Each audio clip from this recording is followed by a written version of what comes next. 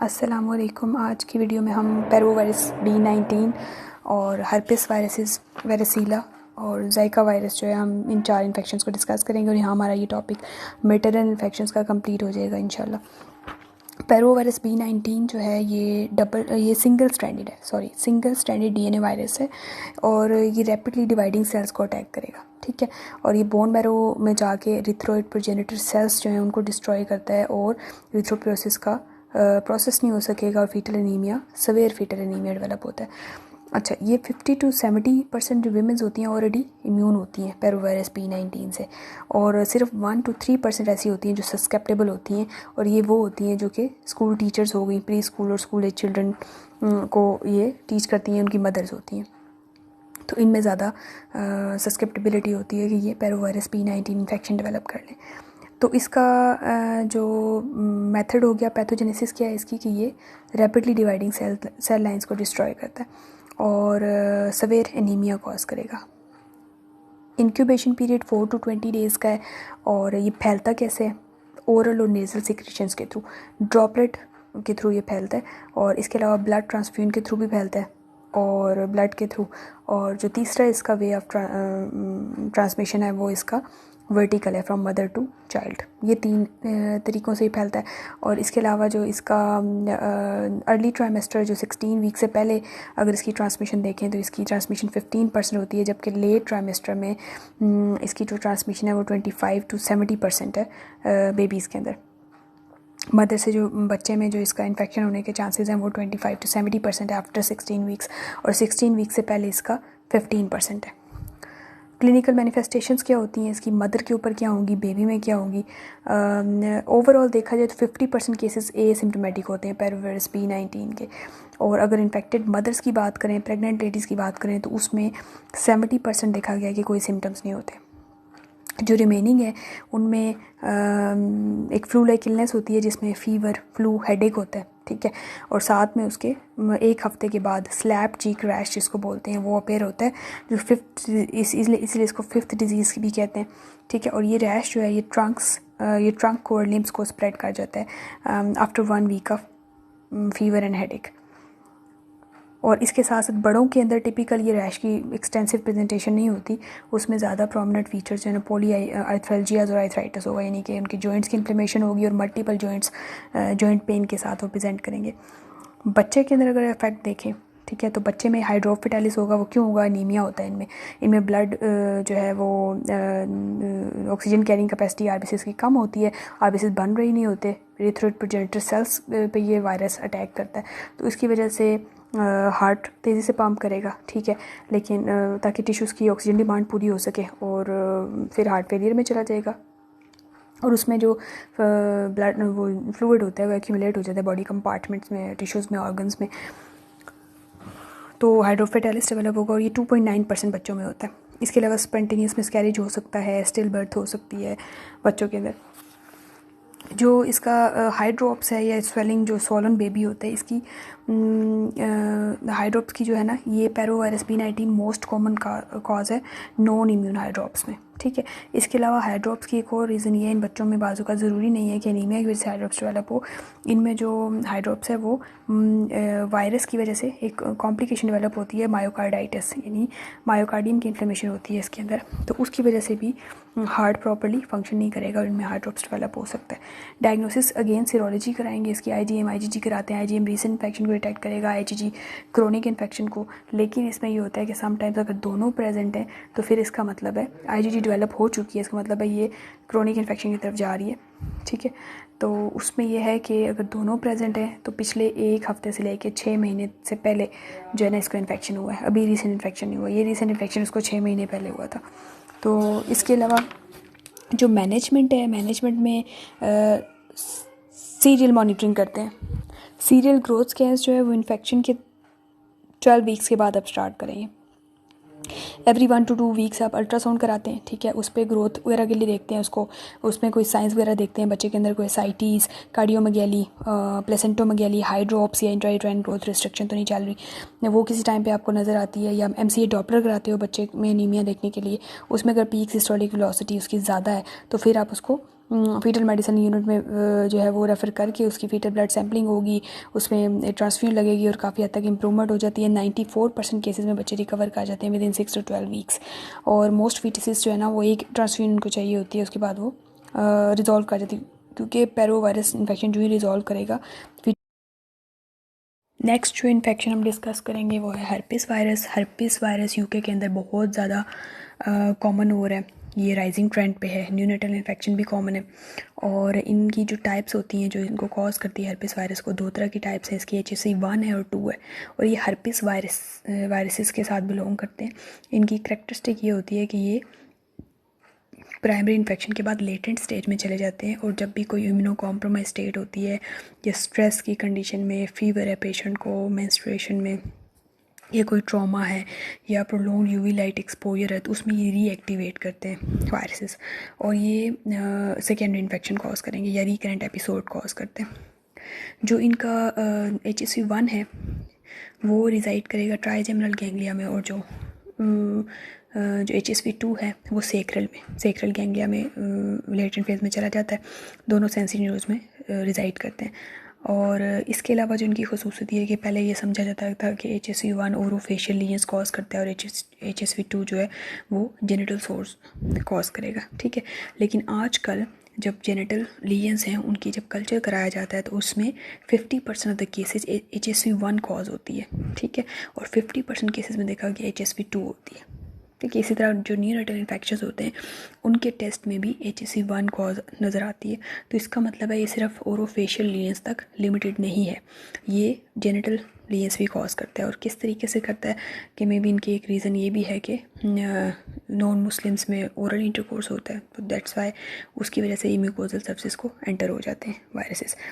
तो जो बेबी के अंदर रिस्क होता है HSV की ट्रांसमिशन का, वो किन फैक्टर्स पे डिपेंड करता है, ठीक है। वो इन फैक्टर्स पे करता है कि अगर मदर को इन्फेक्शन हुआ है, ठीक है, तो मदर के अंदर उसके अगेंस्ट प्रोटेक्टिव एंटीबॉडीज़ बन गई हैं जो बेबी में जाके उसको प्रिवेंट कर सकें, ठीक है। और दूसरा ये है कि जो मदर के अंदर प्राइमरी एपिसोड है ये रिकरेंट है, क्योंकि प्राइमरी में ज़्यादा चांसेस होते हैं, रिकरेंट में कम होते हैं, ठीक है। रिकरेंट एपिसोड है तो उसमें ट्रांसमिशन के चांसेस कम होंगे। तीसरी चीज़ ये है कि डिलीवरी जो है वो मोड ऑफ डिलीवरी क्या है, क्योंकि नॉर्मल डिलीवरी में ज़्यादा वायरल शेडिंग होती है as compare to caesarean section. और चौथी चीज़ ये है कि अगर रप्चर ऑफ मेम्ब्रेन्स है प्रोलॉन्ग, ठीक है, उसमें भी ज़्यादा एक्सपोजर होगा फीटस का। और पांचवी चीज़ कि फीटल स्कैल्प इलेक्ट्रोड को इन्वेसिव प्रोसीजर तो नहीं यूज़ किया, ठीक है। तो ये सब फैक्टर्स हैं जिसके ऊपर जितने ये फैक्टर्स प्रेजेंट होंगे उतना न्यूनेटल इन्फेक्शन के चांसेस ज़्यादा होते हैं। अच्छा, जो इसका इंक्यूबेशन पीरियड है HSV का वो 3 to 9 डेज़ है।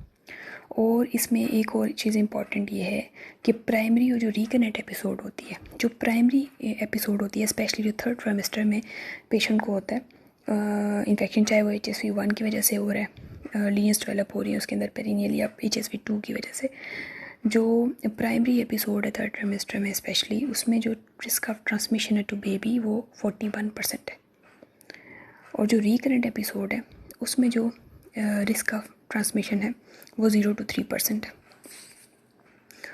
तो ये एपिसोड भी इम्पॉर्टेंट है कि इसको प्राइमरी होती है सेकेंडरी, उसके लिए आप टाइप स्पेसिफिक HSV टेस्टिंग करते हो एंटीबॉडी की कि किस और वो उसका एक मेथड है, वो मैं आपको लेटर ऑन बताती हूँ।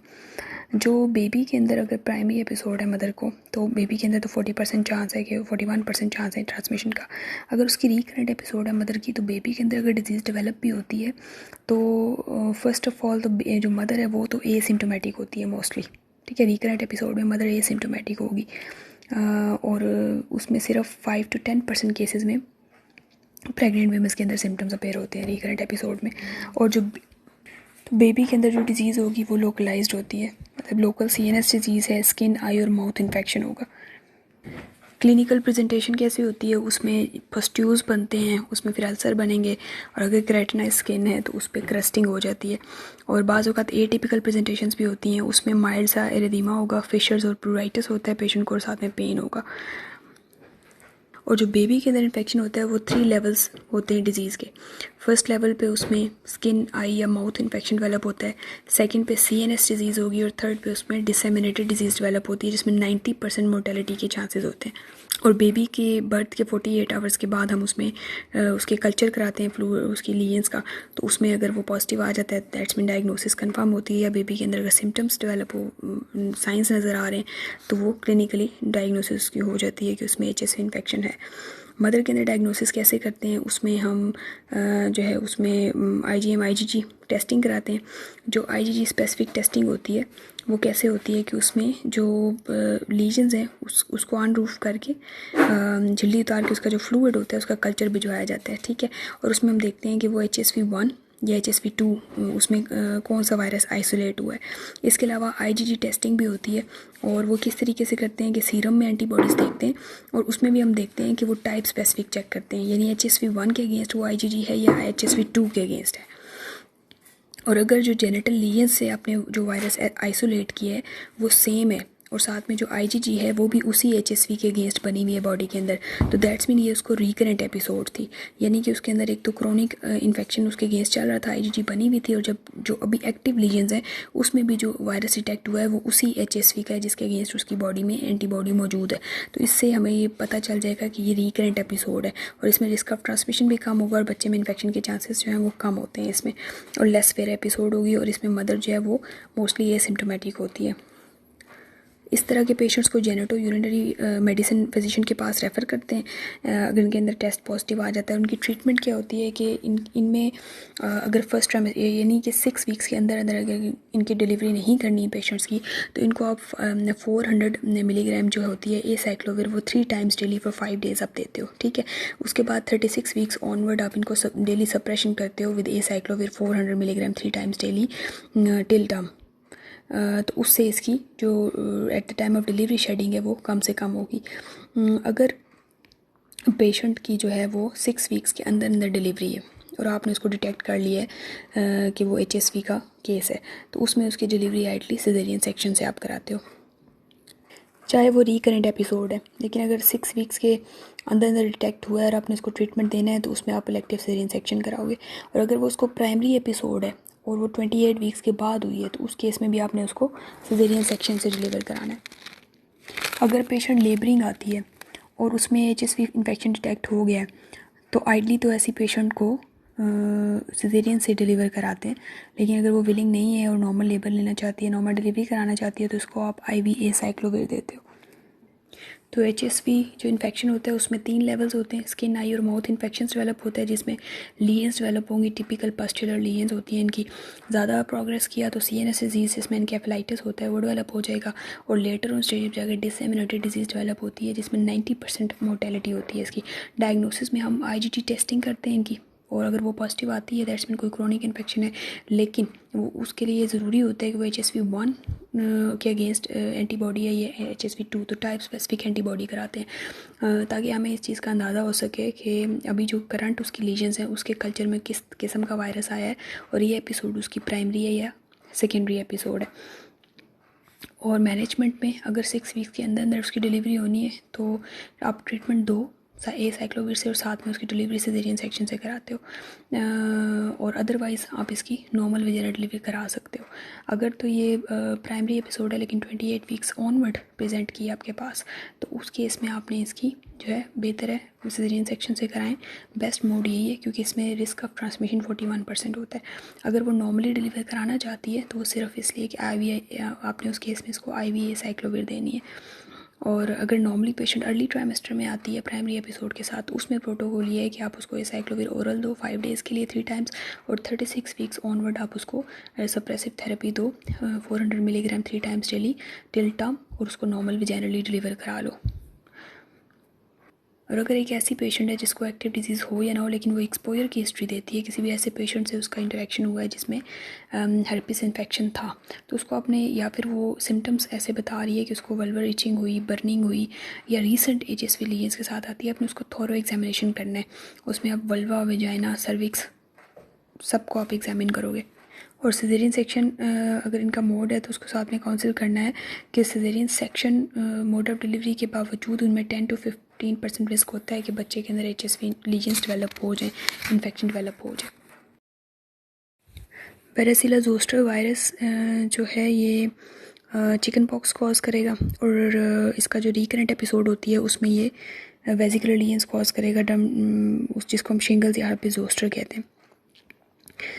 और वेरिसिला जोस्टर वायरस 90% ऑफ केसेस जो है वो पेशेंट्स जो हैं वो इससे ऑलरेडी एक्सपोज हुए हुए होते हैं, सीरो पॉजिटिव होते हैं इसके लिए। और बाकी जो 3 in 1000 प्रेगनेंसीज होती हैं उसमें इनको प्राइमरी वेरिसिला जोस्टर वायरस इन्फेक्शन होता है। और इसका जो इंक्यूबेशन पीरियड है वो 10 to 21 डेज़ का है। और ये एक डबल स्ट्रैंडेड DNA वायरस है हर्पिस वायरस से, क्योंकि ये बिलोंग करता है तो इसलिए इसकी भी कैरेक्टरिस्टिक वही है जो HSV वायरसेस की है कि ये लेटेंट हो जाता है सेंसरी गैंग्लिया के अंदर जाके और रीएक्टिवेट होता है किसी भी स्ट्रेस, फीवर या ट्रॉमा के केस में। और इसका अर्ली ट्राइमेस्टर जो है, फर्स्ट ट्राइमेस्टर है बिफोर स्पेशली 20 वीक्स, इसकी ट्रांसमिशन जो है बेबी के अंदर 0.91% होती है, और लेटर ऑन जाके इसकी ट्रांसमिशन जो है वो कम होती है। क्लिनिकल मैनिफेस्टेशंस इसका एक टिपिकल मैक्युलोपैपुलर रैश होता है, जिससे पहले पेशेंट को फीवर, मेलेस डेवलप होता है, और फिर उसके बाद रैश डेवलप होगा जो कि एक्सट्रीमली प्रूरिटिक होता है। और बाकी इसके लिए सिम्टोमेटिक आप रिलीव करते हो। और इसका जो रैश है वो हेड और ट्रंक पे पहले अपेयर होगा और आहिस्ता आहिस्ता एब्डोमेन में और फिर एक्सट्रीमिटीज़ की तरफ ये एक्सटेंड कर जाता है। कॉम्प्लिकेशंस में इसकी नमूनिया, हेपेटाइटिस और एनकेफेलाइटिस डेवलप होते हैं, और 10 to 14 केसेस में नमूनिया देखा गया इसकी कॉम्प्लिकेशन, और इससे मोर्टेलिटी 0 to 14% होती है ओवरऑल मोर्टेलिटी। जो बच्चे के अंदर इन्फेक्शन होता है उसमें माइक्रोफ्थेल्मिया, कोरियोरेटिनाइटिस और कैटरेक्ट यानी आई की प्रॉब्लम्स होंगी, लिम्ब डिफेक्ट्स होते हैं, हाइपोप्लेजिया होता है लिम्स का, और तीसरी चीज़ इनमें न्यूरोलॉजिकल एबनॉर्मलिटीज़ होती हैं जिसमें microcephaly, cortical atrophy, mental retardation या dysfunction of the bowel and the bladder होगा। स्पेशली अगर डिलीवरी के करीब बेबी को एक्सपोजर हुआ है वायरस से तो उसमें जो इसका मोर्टेलिटी रेट है वो 25% है, और बेबी के अंदर निमोनिया डेवलप होगा, डिसेमिनेटेड म्यूकोक्यूटेनियस लीजन्स होंगी, और साथ में विसरल इन्फेक्शन डेवलप हो जाता है। डायग्नोसिस वेरिसिला की कैसे करेंगे? HSV की तरह कि जो इनकी लीजन्स होती हैं उसको अनरूफिंग करके उसका कल्चर कराएंगे फ्लूइड का, जिसमें PCR के थ्रू वायरस को आइसोलेट करेंगे, और फिर साथ ही इसकी टाइप स्पेसिफिक इसकी IgG सीरोलॉजी करेंगे। अगर वो प्रेजेंट है दैट्स मीन उसको रिकरेंट एपिसोड है, और अदरवाइज इसको प्राइमरी होगी। और बच्चे के अंदर अल्ट्रासाउंड के ऊपर जो फीचर्स मिलते हैं उसमें लिम्ब डिफेक्ट्स होंगे, माइक्रोकेफली, हाइड्रोकेफलस होगा, और साथ में सॉफ्ट टिश्यू कैल्सिफिकेशन के साथ इंट्रायूटेराइन ग्रोथ रिस्ट्रिक्शन भी मिलती है। और अगर हमें ब्रेन की एबनॉर्मलिटीज़ नज़र आ रही है तो MRI करा लेंगे, उससे मज़ीद क्लियर हो जाएगा। बच्चे के अंदर अगर डायग्नोसिस करानी है प्रीनेटल तो उसमें आप एमनियोसेंटिसिस के थ्रू वायरस को आइसोलेट कर सकते हो वाया PCR। मैनेजमेंट इसकी अगर 24 आवर्स के अंदर अंदर आपने इसको ट्रीटमेंट देना होता है ओरल एसाइक्लोविर का रैश के पेरेंट्स के अंदर अंदर ही। और अगर ये सिर्फ एक्सपोजर हुआ है, खुद उसको एपिसोड नहीं हुई लेकिन वो एक्सपोजर की हिस्ट्री दे रही है, तो उसमें आप IgG टेस्टिंग कराते हो। अगर पेशेंट के अंदर IgG टेस्टिंग नेगेटिव है तो उसको हम वेरिसिला जोस्टर इम्यूनोग्लोबुलिन्स जो है वो लगाते हैं। और पेशेंट को हमने 16 to 20 वीक्स ड्यूरेशन में जब भी प्रेजेंट करें हमने फीटल मेडिसिन स्पेशलिस्ट के पास उसको रेफ़र करना होता है। अगर मैटरनल इन्फेक्शन एक्टिव डिजीज़ उसकी 4 वीक्स ऑफ प्रेगनेंसी मतलब प्लान डिलीवरी उसकी तब करेंगे अगर उसकी 4 वीक्स ऑफ डिलीवरी रहते हैं और उसके अंदर अंदर उसको इन्फेक्शन डेवलप हुआ है, तो फिर हम 7 डेज़ के लिए उसको डिले करेंगे ताकि उसके अंदर कुछ इम्यूनिटी डेवलप हो जाए और पैसिव ट्रांसफ़र ऑफ एंटीबॉडीज़ हो मदर से चाइल्ड में, और इन्फेक्शन के ट्रांसमिशन के चांसेस कम हो। इसके अलावा लाइव एटेन्यूएटेड वैक्सीन होती है इसकी, वो आप प्री नेटली या फिर पोस्ट नेटली पेशेंट को ऑफ़र कर सकते हैं जो सीरो नेगेटिव है for वेरिसिला zoster IgG। Last virus जो हम मैटरनल इन्फेक्शन में डिस्कस करेंगे वो जाइका वायरस है। जिका है या जाइका है, ZIKA। और इसकी लास्ट एपिडेमिक जो थी वो ब्राज़ील में थी 2015 में, उसके बाद 30 कंट्रीज़ में स्प्रेड किया था, अमेरिकन में, कैरिबियन में, जिसमें 2 मिलियन इनहेबिटेंट्स अफेक्ट हुए थे इससे।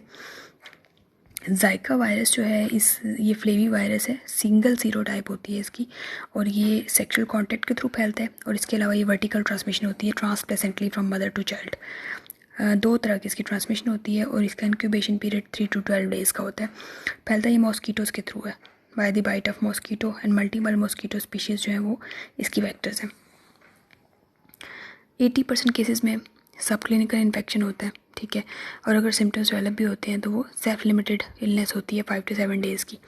इसमें प्रूरिटिक मैक्युलोपैपुलर रैश डेवलप होता है जिसके साथ कंजक्टिवाइटिस भी होगा, हेडेक और फीवर होंगे, और एंकल्स, रिस्ट और हैंड्स में के जॉइंट्स में पेन होगा इनको, आर्थल्जियाज होते हैं, और पेरी आर्टिकुलर जॉइंट के अराउंड स्वेलिंग भी मिलेगी। कुछ केसेस में गुएलन बेरी सिंड्रोम भी डेवलप करता है ये वायरस, जो कि सेल्फ लिमिटिंग न्यूरोलॉजिकल डिजीज़ होती है, लेकिन अगर रिस्पायरेटरी फेलियर डेवलप हो जाए तो उसमें मोर्टेलिटी होती है, और स्पेशली ऑटोनॉमिक इंस्टेबिलिटी इन पेशेंट्स के अंदर डेवलप हो सकती है। इसका जो बच्चे के अंदर इन्फेक्शन होता है वो स्वेयर होता है, उसमें स्वेयर प्लेसेंटल इंसफिशिएंसी डेवलप होती है with growth restriction, CNS abnormalities, fetal death even, और जो एब्नॉर्मलिटीज़ होती है उसमें माइक्रोकेफली और सेरेब्रल कैल्सिफिकेशंस होंगी, अल्ट्रासाउंड फीचर्स आपको मिलेंगे, और ये 30% केसेस में फीटल एब्नॉर्मलिटीज़ देखी गई हैं इन जायका पॉजिटिव वुमेन के अंदर। इनका जो डायग्नोसिस होती है वो पीसीआर करते हैं, फ्लूइड जो इनकी लीजेंस होती है, फ्लूइड्स और टिश्यूज़ जो इन्फेक्टेड इंडिविजुअल्स के होते हैं, बॉडी फ्लूइड्स, उनमें जायका वायरस को आइसोलेट किया जाता है वाया पीसीआर। इसके अलावा सीरम के थ्रू, यूरिन सैंपल के थ्रू, सीरम में 2 to 3 days after the onset of illness ये डिटेक्ट होता है, जबकि यूरिन में लॉन्गर ड्यूरेशन के लिए होगा, ठीक है। और किसी इस डिज़ीज़ के तकरीबन 5 days के बाद आप सीरोलॉजिकल टेस्टिंग करते हो स्पेसिफिक आईजीएम के लिए, और ये इसके टेस्ट हो गए। और मैनेजमेंट, इसकी कोई स्पेसिफिक मैनेजमेंट नहीं है, सपोर्टिव केयर होती है, सिम्टोमेटिक रिलीफ होता है, ओरल हाइड्रेशन को इम्प्रूव करते हैं। और इसमें जो केयर की चीज़ होती है वो ये कि अगर पेशेंट अगर कोई किसी की ट्रैवल हिस्ट्री है तो उसको आप बैरियर मेथड यूज़ करने का, कोई स्पेशली उस एरिया से आए जहाँ जायका वायरस की एपिडेमिक हो चुकी है, जहाँ ये स्प्रेड किया हुआ है, तो इन पेशेंट्स को अपने केयरफुल होने को कहना है कि अगर ये प्रेग्नेंट वुमेन्स के साथ इनका जो है वो इंटरकोर्स नहीं होना चाहिए, बैरियर मेथड यूज़ करें। इसके अलावा जो प्रेग्नेंट लेडीज़ हैं ऑलरेडी वो किसी ऐसे एरिया में जाना चाहती हैं तो उनको अपने अवॉइड कराना है कि फ़िलहाल ट्रैवल ना करें ड्यूरिंग प्रेगनेंसी। वायरसेस को एक दफ़ा गो थ्रू कर लेते हैं कि हमने कौन कौन से वायरसेस कर लिए हैं। HIV किया था फर्स्ट लेक्चर में, और HIV की 2 टाइप्स होती हैं, 1 और 2, और जिसमें जो 1 है वो ज़्यादा कॉमन होती है, और इसका जो बातों का ख्याल रखते हैं प्रेगनेंसी में, तो हम इसकी स्क्रीनिंग कराते हैं HIV जो मस्ट है, एंटीनेटल स्क्रीनिंग। पॉजिटिव आ जाती है तो थ्रू आउट हम ओरल ज़िटोविडीन देते हैं इनको, और हम इनकी डिलीवरी जो है वो सिजेरियन सेक्शन से प्रेफरेबल कराते हैं। और अगर इनका जो वायरल लोड है 50 से कम है, ठीक है, और अगर 50 से ज़्यादा है तो हम सिजेरियन से कराएंगे, 50 से कम है तो हम नॉर्मल विजाइनल डिलीवरी कराते हैं इनकी। HIV की टेस्टिंग के लिए हम एलाइजा करते हैं, जिसको हम कंफर्म वेस्टर्न ब्लॉट के थ्रू कराते हैं, रिपीट सैंपल भिजवाते हैं, और इसके अलावा इन पेशेंट्स में हम CD4 काउंट और वायरल लोड भी चेक करते हैं, क्योंकि वायरल लोड की बेसिस पे हम इनकी मोड ऑफ डिलीवरी डिसाइड करते हैं HIV पेशेंट्स के अंदर। इसके अलावा जो है मोनोथेरेपी कब देंगे, कॉम्बिनेशन कब देंगे। मोनोथेरेपी हम तब देते हैं अगर इसका वायरल लोड जो 10,000 से HIV RNA ज़्यादा है, ठीक है, वायरल लोड इससे कम है, अभी 10,000 से कम है, और CD4 काउंट जो है अभी 350 से ऊपर है, तो इसको हम मोनोथेरेपी दे सकते हैं। अगर वायरल लोड बहुत ज़्यादा है, 10,000 से भी ऊपर है, और CD4 काउंट एक्सट्रीमली लो है, 350 से नीचे है, तो हम इन पेशेंट्स को फिर कॉम्बिनेशन थेरेपी देंगे। उनमें जो मोड ऑफ डिलीवरी होता है वो मैक्सिमम हम इनको 38-39 वीक्स तक लेके जाते हैं अगर हमने प्लान डिलीवरी इनकी करानी है। और हम ओरल तो हमने डिसाइड कर लिया हम कब देंगे, अगर इस तरह का वायरल लोड है, हम इनको मोनोथेरेपी दे रहे हैं, ठीक है। लेकिन IV कब देंगे, IV तब देंगे अगर उनका 10,000 से तो कम है लेकिन 1,000 से ज़्यादा है वायरल लोड, तो हम इनको अगर डिलीवरी के करीब करीब है तो इनको हम IV ज़िटोविडीन देते हैं।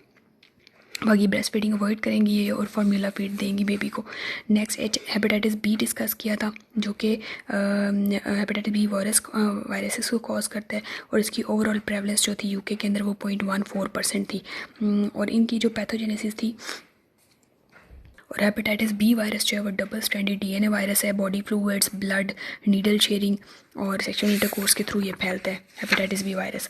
और इसकी जो इंक्यूबेशन पीरियड है वो 60 to 90 डेज़ का है, और इसके अंदर क्या होता है कि ये hepatitis B surface antigen patients के अंदर पॉजिटिव होता है और ये रिजॉल्व कर देता है इन्फेक्शन। लेकिन अगर 6 मंथ से ज़्यादा ड्यूरेशन के लिए हेपेटाइटिस B सरफेस एंटीजन के अंदर पॉजिटिव है तो ये क्रॉनिक इन्फेक्शन में कन्वर्ट होते हैं, और 20 से 25% केसेस में इनमें क्रोनिक लिवर डिजीज़ डेवलप होती है, और लेटर ऑन जाके हेपेटोसेलुलर कार्सिनोमा सिरोसिस के बाद वो डेवलप हो जाता है। और इनका जो मैक्सिमम ट्रांसमिशन होती है बेबी में हेपेटाइटिस B की, वो eight the time of delivery होती है 95%। बाकी जो इसमें इंपॉर्टेंट चीज़ ये है कि अगर hepatitis B surface antigen positive है लेकिन उसके साथ हेपेटाइटिस B एंटीजन भी प्रेजेंट है, तो ये मोस्ट इन्फेक्शियस पेशेंट्स होते हैं, और इनमें ट्रांसमिशन जो है वो 70 to 90% तक होती है बेबी के अंदर। लेकिन अगर इनके अंदर हेपेटाइटिस B E एंटीजन की अगेंस्ट एंटीबॉडी भी प्रेजेंट है तो इनकी ट्रांसमिशन जो है वो कम हो जाती है, 10% तक रिड्यूस हो जाती है, 10% रह जाती है। क्लिनिकल मैनिफेस्टेशन में जॉन्डिस 30% IV ड्रग यूजर्स में होता है। इसके अलावा 1% केसेस में हेपेटिक फेलियर होगा। 5% केस में हेपेटोमेगाली, स्प्लीनोमेगाली, लिम्फेडिनोपैथी होती है। इनके अंदर रेजोल्यूशन में 3 मंथ्स लग जाते हैं पेशेंट को। और डायग्नोसिस हम वही सरफेस एंटीजन कराएंगे, ई एंटीजन कराएंगे, को एंटीबॉडी कराएंगे, ई एंटीबॉडी कराएंगे, ठीक है। और इसकी मैनेजमेंट जो होती है वो आप इनको रेफ़र करते हो हेपेटोलॉजिस्ट या फिर गैस्ट्रोएंटरोलॉजिस्ट के पास, ठीक है। और बेबी के अंदर अपने वैक्सीनेट करना है, इम्यूनोग्लोबुलिन्स लगानी है अगर उसका DNA लेवल जो है 1 से 1/10⁶ इंटरनेशनल यूनिट्स पर ml से ज़्यादा है। नेक्स्ट हमने रूबेला डिस्कस किया था। रूबेला को जर्मन मीजल्स भी कहते हैं। इसकी जो है MMR की वजह से इसका काफ़ी कम हो गया बच्चों के अंदर, लेकिन बड़ों जो ओल्ड लेडीज़ हैं, प्रेग्नेंट लेडीज़ हैं, वो एक्सपोज होती हैं, यंग जनरेशन के अंदर रिजाइड किया हुआ होता है। तो रूबेला का जो ट्रांसमिशन होता है वो ड्रॉपलेट के थ्रू होता है, ड्रॉपलेट इन्फेक्शन के थ्रू होता है। और ये नेज़ोफेरेंजियल सिक्रीशंस के अंदर प्रेजेंट होता है। 80% केसेस जो है इससे जो है ना सस्केप्टेबल इंडिविजुअल्स इन्फेक्ट हो जाते हैं। और उसके बाद ये नेज़ोफेरेंस के बाद 1 हफ्ते में उधर रहता है और उसके बाद फिर रीजनल लिम्फ नोड्स में स्प्रेड करेगा, वायरीमिया होगा। इसका overall incubation period 14 to 70 days का होता है आफ्टर एक्सपोजर। क्लिनिकल मैनिफेस्टेशन जो होती हैं रूबेला की वो उसमें इसको जो है ना फ्लू लाइक प्रोड्रोमल सिम्टम्स होते हैं, low grade fever, Malus, coryza and conjunctivitis. Later on lymphadenopathy develop होती है। पोस्ट ऑरिकुलर सब ऑक्सीपिटल ज़्यादा कॉमन है और इसमें रैश डेवलप होता है जो कि बिहाइंड द ईयर्स होता है, फेस और नेक पे होता है, ठीक है। ये इसकी क्लिनिकल मैनिफेस्टेशन है रूबेला की कॉम्प्लिकेशन जो मदर के अंदर होगी वो थ्रोम्बोसाइटोपिनिया 1 in 3,000 में होती है। और पोस्ट इन्फेक्शन में इनकेफेलाइटिस डेवलप होता है 1 in 6,000 में। आर्थराइटिस और आर्थल्जिया जो है वो बड़ों के अंदर ऐसे प्रेजेंट करेगा। बच्चों के अंदर जो है ना कंजेनिटल रूबेला सिंड्रोम डेवलप होता है। उसमें याद रख लें आई डिफेक्ट्स होते हैं, ईयर डिफेक्ट होते हैं और कार्डियक एबनॉर्मलिटीज़ होती हैं।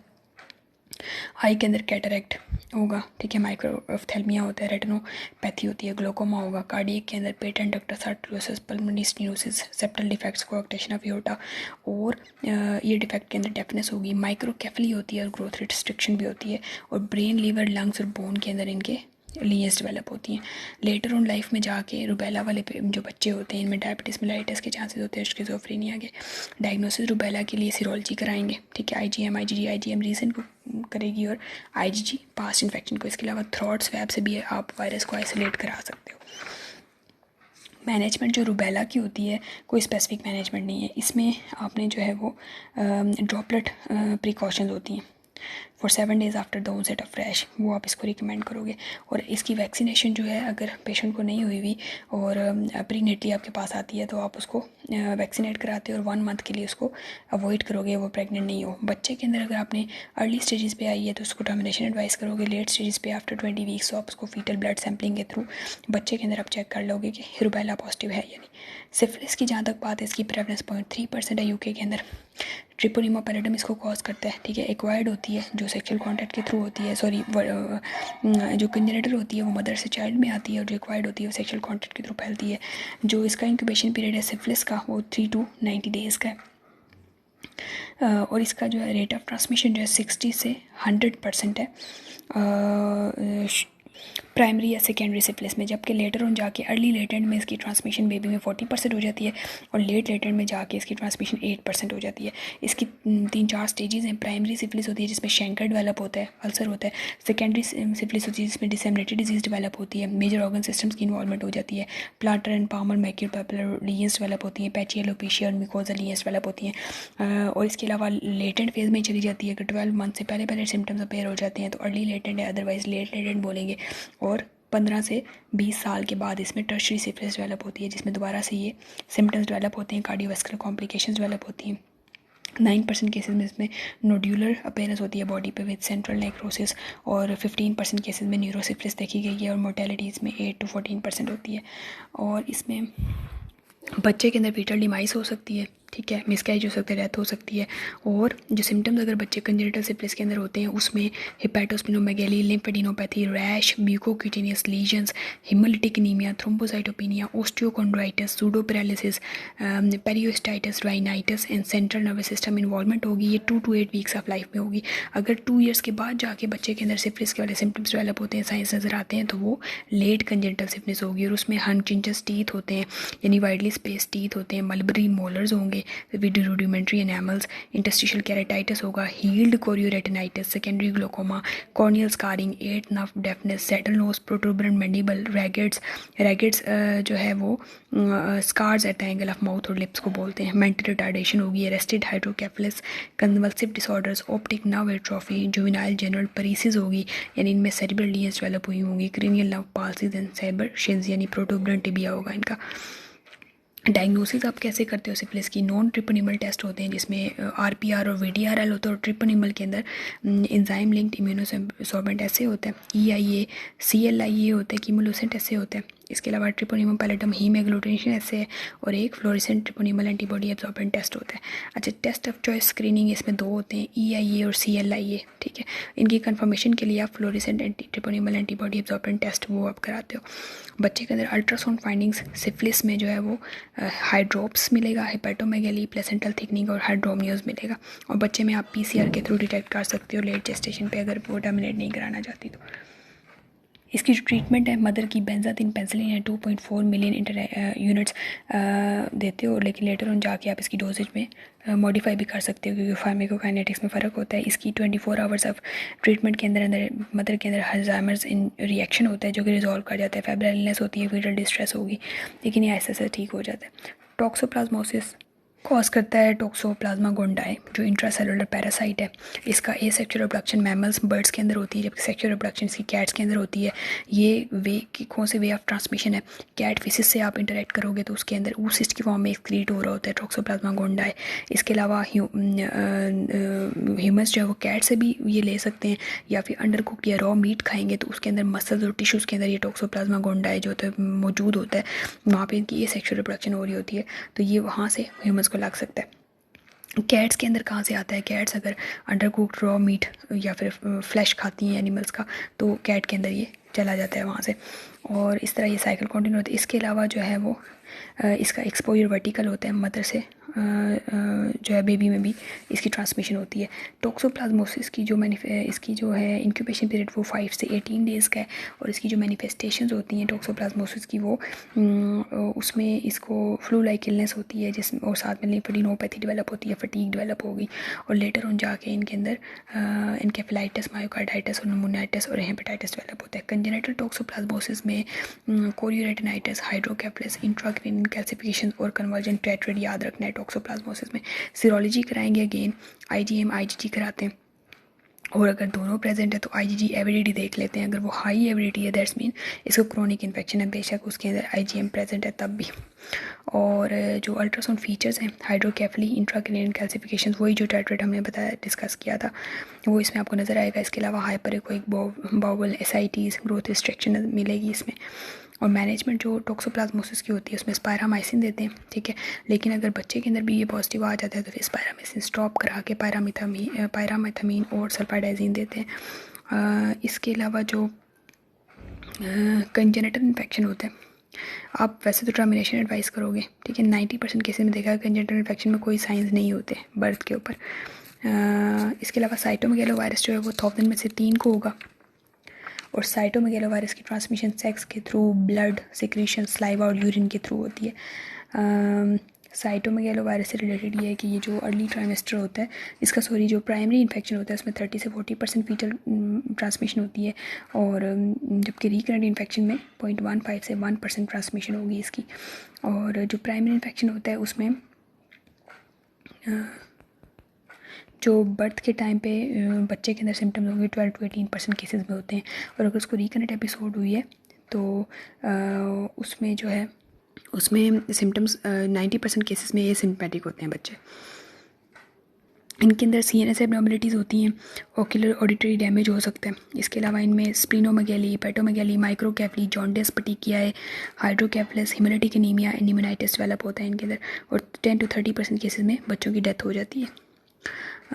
इनमें भी अगेन सीरोलॉजी कराते हैं, आईजीजी आईजीएम चेक करते हैं इनमें, और जो स्पेसिफिक है इनसे रिलेटेड साइटोमेगालोवायरस से रिलेटेड अगर इनकी जो आप टेस्टिंग है पीसीआर जो आप करा रहे हो साइटोमेगालोवायरस का, वो उसकी सेंसिटिविटी 100% होती है अगर उसको 21 वीक्स के बाद आप कराते हो, और at least 7 weeks after maternal infection अगर आप कराते हो तो इसकी सेंसिटिविटी इतनी होती है। और अगर इसका जीनोमिक लोड जो है 10-5 से ज़्यादा है तो फिर रिस्क ऑफ ट्रांसमिशन या सिम्टम्स इन बेबी ज़्यादा होंगे। कोई थेरेपी नहीं है साइटोमेगालो वायरस के लिए, इसके लिए कोई ट्रीटमेंट नहीं है। प्रिवेंटिव मेजर्स होते हैं जिसमें प्रॉपर हैंड वॉशिंग और minimising exposure from high risk areas, ये इसमें इंपॉर्टेंट है। पैरोवायरस B19 जो है वो सिंगल स्ट्रैंडेड डीएनए जो कि रैपिडली डिवाइडिंग सेल्स को अफेक्ट करेगा, इरिथ्रोइड प्रोजेनिटर सेल्स और स्वेयर फीटल एनीमिया कॉज करेगा, जिसकी वजह से बच्चे के अंदर जो है ड्रॉप्स डेवलप हो जाता है। और 50 to 70% केसेस में जो है ना वो इम्यून होते हैं पैरोवायरस B19 से, और सिर्फ 1 to 3% में डेवलप करता है सिम्टम्स। इसकी ट्रांसमिशन रेस्पिरेटरी होती है, ब्लड के थ्रू वर्टिकल ट्रांसमिशन होती है। 4 to 20 डेज़ का इंक्यूबेशन पीरियड होता है। और अगर 16 वीक से पहले इसकी इन्फेक्शन होता है मदर को तो 15% चांस है बच्चे के अंदर, और अगर आफ्टर 16 वीक्स है 25 to 70% चांस है।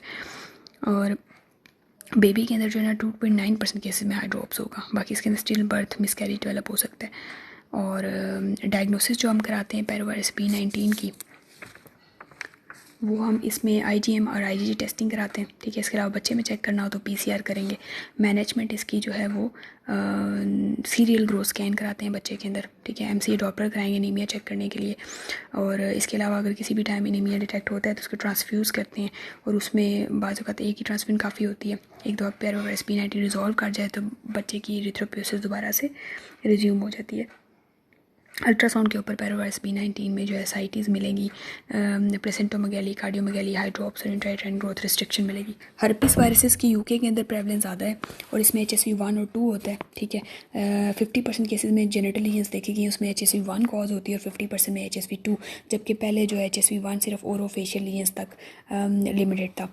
और न्यूनेटल जो HSV होता है उसमें डिपेंड करता है प्राइमरी एपिसोड रिकरेंट या मिटरनल एंटीबॉडीज़ किन हालात में कितनी है, और डिलीवरी मोड ऑफ डिलीवरी क्या है, फीटल्स के इलेक्ट्रोड्स यूज़ हुए हैं या नहीं, और मेम्ब्रेन रप्चर तो नहीं है, तो उसकी बेसिस पे ट्रांसमिशन का रिस्क बढ़ता जाएगा।